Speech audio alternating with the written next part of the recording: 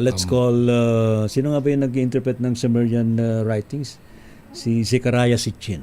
Yan. Si Zecharia Sitchin, pakitulong si Mr. Jacus. The reading goes like this.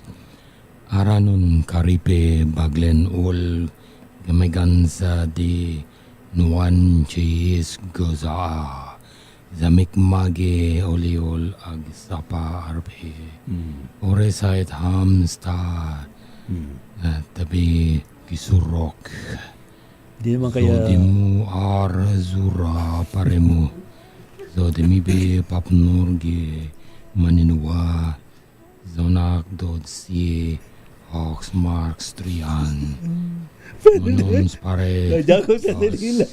ni Escures Iba tuloy na isip ko. Pasensya na po, pero siguro, excuse lang po sa mga... yeah, okay. Oh.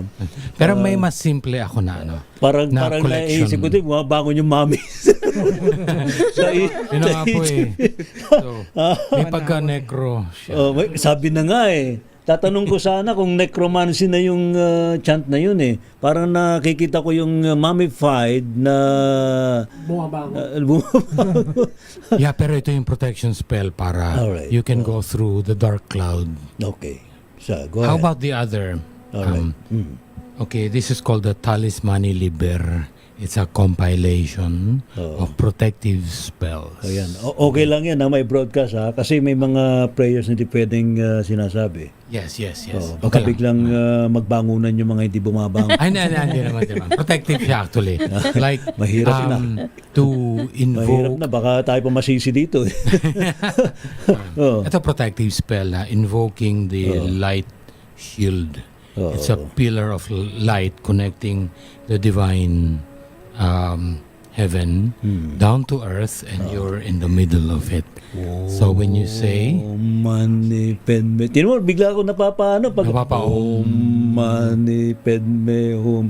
But this one says, Fiat Peltaurum Imperium. See, this is more of a mantra than a chant. What, do you want to hear the others? Sige. Okay. Ang daming bala ni Brother Jacus. Sige nga. Okay. Tagbigyan. Yung para doon sa... Pero if you have- in fairness, no, why we do this, while we are discussing about this month, iba yung energy. Yes. I think yung presence nandito sa paligid. Yes. Okay.